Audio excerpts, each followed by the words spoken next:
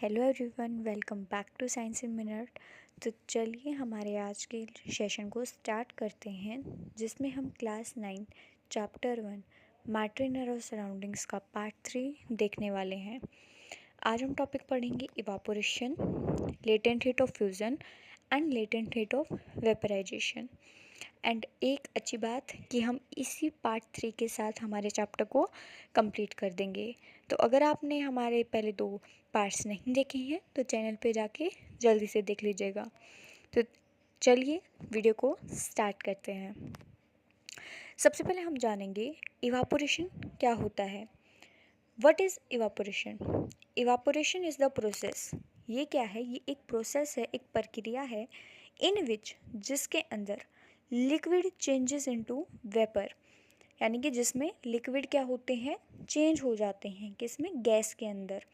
ठीक है, यानी कि लिक्विड मैटर क्या होता है, 3 टाइप का होता है, सॉलिड, लिक्विड, गैस, राइट। तो लिक्विड लिक्विड जो मैटर है वो किस में बदल जाता है, गैसियस स्टेट में।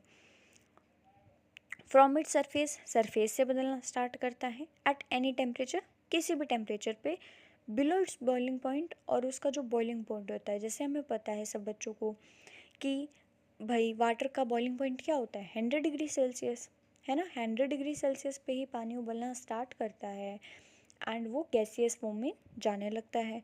तो मैम ऐसा कैसे पॉसिबल है कि विदाउट 100 डिग्री सेल्सियस पानी गैस में बदलना स्टार्ट कर दे? तो चलिए मैं आपको इसका एक एग्जाम्पल देती हूँ। हमने कभी ना कभी तो ज़रूर क्या करे होंगे, गीले कपड़े सुखाए होंगे, right. Drying of wet clothes, ये भी एक इवापोरेशन का एग्जाम्पल है। देखो कभी यार मम्मी ने आपसे ज़रूर बोला होगा कि जाओ जाकर कपड़े सुखा के आओ। आप सुखा के आए होगे, 3-4 घंटे में मम्मी ने बोला होगा जाओ वो कपड़े उतार लाओ। तो जब आप उतार के लाते हो तो मोस्ट ऑफ द कपड़े सूख जाते हैं। तो उनका पानी कहाँ गया? उनके अंदर तो पानी था, वो पानी कहाँ चला गया? तो वो पानी इवापोरेट हो गया। यानी क्या हो गया वहाँ पे, जब सूरज की किरणें उसके ऊपर पड़ी, राइट, सुनना ध्यान से, जब सूरज की किरणें, है ना, सूरज की किरणें क्या है, गर्म है, राइट, तो एक टाइप से हीट पड़ी, हीट गिरी उन कपड़ों पे। एंड जब हीट किसके कांटेक्ट में आई, पानी के कांटेक्ट में आई, राइट। पानी को क्या मिल गया, पानी को क्या मिल गया, हाई टेम्परेचर। हाई टेम्परेचर मिलने की वजह से वो क्या हो गए, गैसियस फॉर्म में चले गए, राइट। और पानी क्या हो गया, इवापोरेट हो गया, है ना। मतलब हीट यूज़ कर लिया, जो आसपास की जो हीट थी वो यूज़ कर ली, ठीक है। Water disappearing for puddles, right. भाई गड्ढे भर जाते हैं, बारिश आती है, लेकिन कुछ टाइम बाद वो गड्ढे, भाई पानी नहीं रहता उनमें, वो सूख जाते हैं।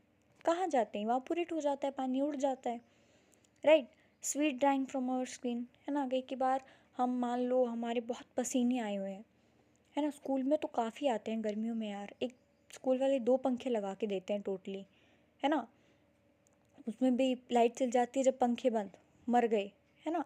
तो हम क्या करते हैं बेटा, हम फिर बाहर जाते हैं, है ना, ग्राउंड में, है ना, उधर मस्त हवा चल रही होती है, पसीने हमारे सूख जाते हैं, कहाँ गया पानी, गायब हो गया।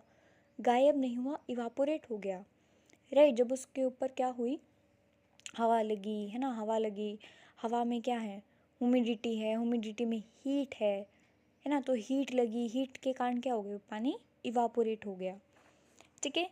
और हमारे क्या होते हैं, हेयर ड्राई हो जाते हैं हवा के अंदर, है ना, बाल सूख जाते हैं ना। चलिए, अब काफ़ी बच्चे कंफ्यूज हुए होंगे कि फिर इवापोरेशन एंड बॉइलिंग में फ़र्क क्या है। इवापोरेशन में भी क्या होता है, पानी गैस में बदलता है, यानी कि लिक्विड गैस में बदलता है। बॉइलिंग में भी सेम चीज़ होती है, तो फ़र्क क्या है दोनों में। एंड ये क्वेश्चन पेपर में पूछा जाता है, इसलिए इसको ध्यान से समझिएगा। देखो इवापोरेशन क्या होता है, इवापोरेशन बॉइलिंग पॉइंट से नीचे टेम्परेचर पे भी हो जाता है। इसको कोई फिक्स टेम्परेचर नहीं चाहिए, ये किसी भी टेम्परेचर पे हो जाएगा। लेकिन बॉइलिंग को फिक्स टेम्परेचर चाहिए, 100 डिग्री सेल्सियस, राइट। चलिए, occurs only on the surface of the liquid. देखो जैसे ऊपर आप देख रहे होंगे किसी चीज़ में, ये कटोरा टाइप ही है, इसके अंदर पानी रखा है। तो पहले धूप किस पे गिरेगी भाई, जो बिल्कुल नीचे पानी है उस पे, या जो बिल्कुल ऊपर पानी है उस पे? तो सीधी सी बात है ना, जो ऊपर पानी है उस पे जल्दी धूप गिरेगी, तो पहले वो इवापोरेट होगा, वो इवापोरेट हो जाएगा, उड़ जाएगा। फिर जो पानी रहेगा फिर वो इवापोरेट होगा। ठीक है, तो एक सरफेस फिनोमिना है, ये पहले सरफेस से स्टार्ट करता है। लेकिन बॉइलिंग में तो पूरा है पानी ही एक साथ उबलना स्टार्ट करता है ना। ये तो है नहीं पहले ऊपर ऊपर का गैस बन गया, नीचे बाद में उबल रहा है पानी, नहीं ना, सारा पानी एक साथ ही उबलता है। तो दूसरा डिफरेंस ये। तीसरा, इवापोरेशन में आपको बबल नहीं दिखेंगे कि बबल फॉर्म हो रहे हैं, ठीक है, लेकिन बॉइलिंग में आपको बबल्स फॉर्म होते दिखते हैं। ठीक है, इवापोरेशन में काफ़ी टाइम लगता है ना। इवापोरेशन में जितना पानी है उतना ज़्यादा टाइम लगेगा, लेकिन बॉइलिंग में बहुत कम टाइम लगता है, फास्ट प्रोसेस है। ठीक है, रिक्वायर्स लेस एनर्जी। अब इवापोरेशन में एनर्जी क्या चाहिए, बस पानी को इवापोरेट करना है, सन लेना है, बस आपको हीट लेनी है ना। लेकिन बॉइलिंग करते टाइम बहुत ज़्यादा क्या लगता है, एनर्जी लगती है। एग्जाम्पल मैंने आपको बता ही दिए हैं, चलिए आगे बढ़ते हैं। अब हम बात करेंगे कि इवापोरेशन से क्या होती है, कूलिंग होती है, राइट। बट मैम, इवापोरेशन से कूलिंग कैसे हो सकती है? देखो, आप इस स्लाइड को छोड़ो, सिर्फ मेरी बात सुनो। देखो, मैंने क्या बोला, मान लो हमने किसी चीज़ के अंदर पानी डाल के रखा, छत पे बहुत गर्मी थी, राइट, बहुत धूप थी, तो धूप क्या, पानी कैसे इवापोरेट होगा, उसे हीट चाहिए। हीट वो आसपास में जितनी सराउंडिंग में जितनी भी हीट होगी वो लेगा, है ना भाई। वो पानी क्या करेगा, तो पानी क्या करेगा, वो पानी आसपास की जो भी सराउंडिंग्स है उसमें जो भी हीट होगी वो लेगा। और जब हीट एनर्जी यूज़ हो जाएगी, राइट, जब हीट एनर्जी यूज़ हो जाएगी तो क्या होगा, हीट एनर्जी यूज़ होने के बाद में आसपास में क्या रहेगी, सिर्फ ठंडक रहेगी, क्योंकि हीट एनर्जी ऑलरेडी यूज़ हो चुकी है, राइट। तो इसलिए हम कहते हैं कि इवापोरेशन क्या करता है, कॉज करता है कूलिंग को, है ना। चलिए आगे बढ़ते हैं, एंड प्लीज़ एक बार आप ये रोक के पॉज करके एक बार इसको पढ़ ज़रूर लीजिएगा, आपको और ज़्यादा क्लियरिटी आ जाएगी, राइट। चलिए, सॉरी, ठीक है, थोड़ा सा ग्लिच आ गया था इसलिए मैंने एकदम से क्लास रोक दी थी। चलिए, अब हम आगे बढ़ते हैं हमारे नेक्स्ट टॉपिक की तरफ, जो कि है लेटेंट हीट ऑफ फ्यूज़न, है ना। देखो, लेटेंट हीट ऑफ फ्यूज़न क्या होता है, लेटेंट से कुछ चीज़ याद आ रही है, सोचो, क्या लेटेंट से तुम्हें कोई चीज़ याद आ रही है? हाँ, लेटेंट मीन मैम ये कोई कैरेक्टर है, ये कोई कार्टून आता था मैम, है ना, और ये उसका कोई कैरेक्टर है। नहीं बेटा यार, वो वाली लेटेंट नहीं। लेटेंट का मतलब क्या होता है, हिंदी में लेटेंट का मतलब होता है छुपी हुई। तो छुपी हुई हीट, ये क्या बोल रहे हो मैम, ये कैसा टॉपिक है? यहाँ पे क्या हीट दिखती नहीं है, हीट फील नहीं होती? अरे यार रुको यार, सब्र करो, चलिए जानते हैं। लेटेंट हीट ऑफ फ्यूज़न क्या होता है? फ्यूज़न मतलब मेल्टिंग, है ना, मेल्टिंग को ही फ्यूज़न बोलते हैं। देखो, it is the amount of heat energy required to change 1 kg of a solid into liquid at its melting point without any change in temperature. देखो, लेटेंट हीट क्या होता है, लेटेंट हीट होता है जो वो वाली हीट जो चाहिए होती है 1 किलो सॉलिड को लिक्विड में बदलने के लिए, जितनी हीट चाहिए होती है उस हीट को लेटेंट हीट ऑफ फ्यूज़न बोलते हैं। बट मैम, इसमें तो ऐसे कोई छुपी की बात नहीं आई, तो उसे लेटेंट हीट क्यों बोला गया? तो चलिए इसके बारे में थोड़ा जानते हैं। देखो बेटा, मान लो मैंने फ्रिज में से बर्फ़ निकाली और उसे बाहर के टेम्परेचर पे मैंने रख दिया, ठीक है।